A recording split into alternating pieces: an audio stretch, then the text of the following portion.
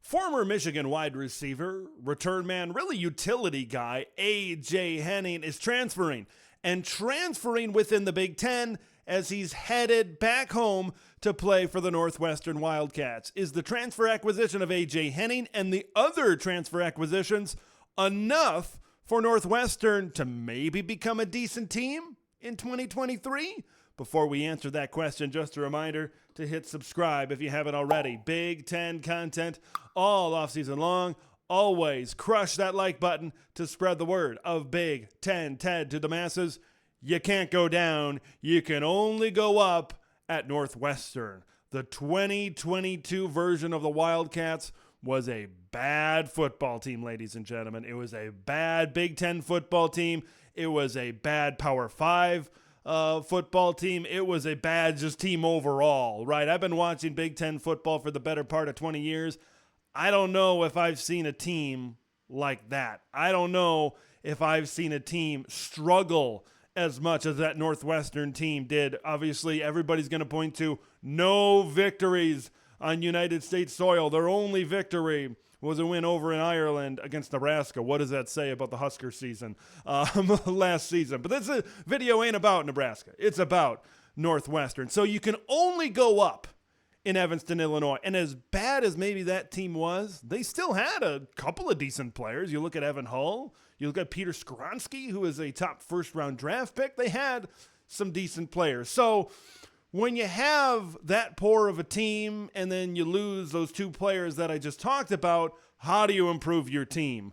When your seat, Pat Fitzgerald's seat, is getting hotter and hotter and hotter. You go to the transfer portal. That's how you do it in today's day and age of college football. I'm going to talk about the other transfers here later on, but this video mainly is about AJ Henning. So what does AJ Henning bring to the table from the University of Michigan? Well, if you're looking for a number one wide receiver to replace Malik Washington, who you lost in the transfer portal to the University of Virginia, if you're looking to replace your leading wide receiver, your X, your Z, I don't think AJ Henning is your guy, because AJ Henning is a burst of electricity. AJ Henning is a little bit of a smaller guy, but this guy has that explosiveness. He has that burst. He has that electricity. At Michigan, of course, he was involved in the return game. He was a great returner for Michigan. He was also involved jet sweeps, reverses, get him going in the run game, get that really good offensive line, get those blocks on the first level, and he can spring it for 20, 30, 40, 50, 60, 70 yards and a potential touchdown. That's the kind of guy that AJ Henning is. So to get the most out of him at Northwestern, and before I talk about that, I want to say this Northwestern offense needs any type of electricity, burst, and explosiveness that they can get, because those are three things that they just really haven't had as a football program. So adding a guy like AJ Henning is going to be a big-time addition, even though maybe he didn't have the best receiving numbers at Michigan. Still a big-time addition for this Northwestern football team. What does he bring to the table? Well, he brings a lot of speed. He brings a lot of big play ability, and Northwestern really needs to capitalize on that. Like I said before, he's not going to be your number one wide receiver. You're going to involve him in the run game. You're going to involve him in the pass game. He's going to be involved in the return game. He's going to be a big part of this offense. It's just he's not going to be that guy that maybe is as 1,000 yards and 10 touchdowns from a receiver. He's not your prototypical number one wide receiver. Now, that being said, I still think he can put up very good numbers in the receiving game if you put him in the right places. But because of his talents elsewhere and what he's shown on tape and how he can get involved in multiple facets of the offense, I just don't know if he's going to put up that big of receiving numbers at Northwestern. This is a big addition for Northwestern, right? Because of what they've been the last few seasons. Now, in order to get the most out of AJ Henning, you need a good quarterback. And quarterback play, well, it was about as bad as it gets at Northwestern. When you talk about how poor Northwestern was last year, a big part of it was the quarterback play. It started off pretty good, right, where Ryan Helinski had a pretty good game against the Nebraska Cornhuskers, but it continued to go down from there. He turned the football over a lot more. You throw in Brendan Sullivan, you throw in Cole Freeman, you throw in every walk-on you could possibly think of. You bring in the engineering student. You bring in everybody to play quarterback, and the inconsistencies were just aplenty.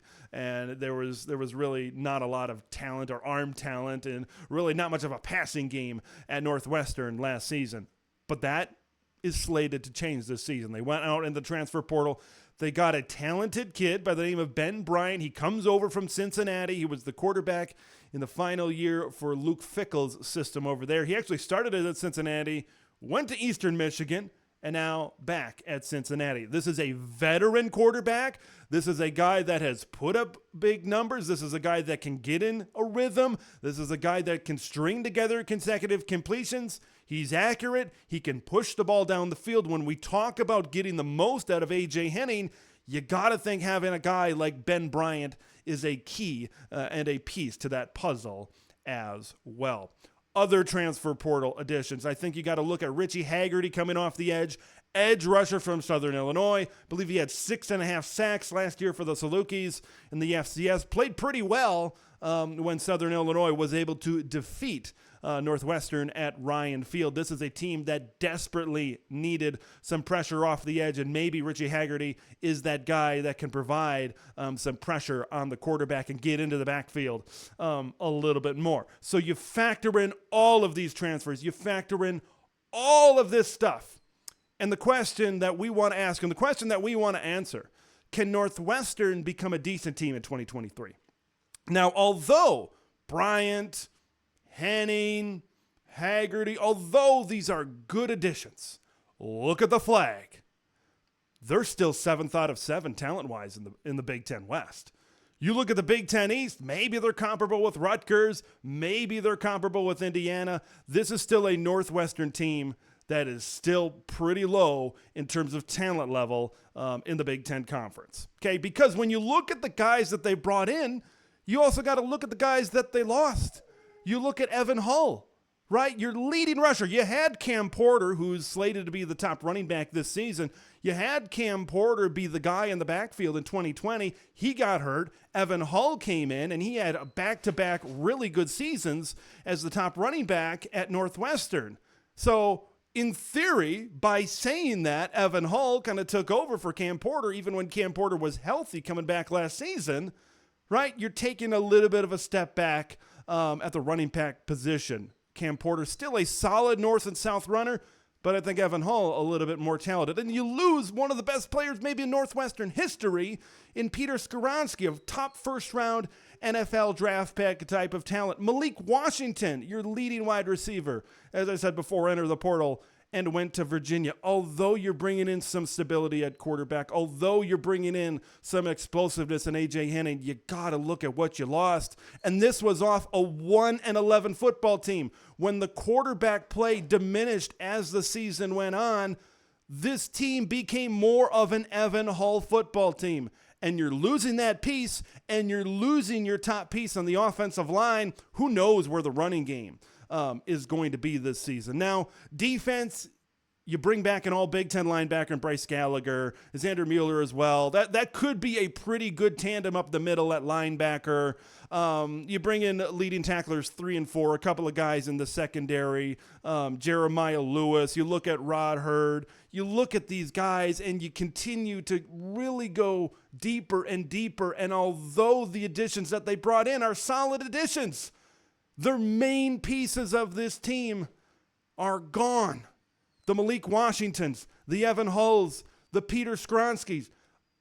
Look, these are additions that will probably help them. And I believe this could probably be a little bit of a better Northwestern football team.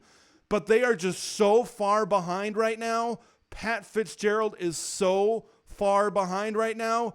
It's so hard to catch up, especially at a place like Northwestern. I want to hear what you guys think. Do you think Northwestern can make a jump up this year, or do you just think that they're just too far behind like I do? Leave your thoughts in the comments below. Subscribe to the channel if you haven't already. I'm Big Ten Ted. We will see you in the next one.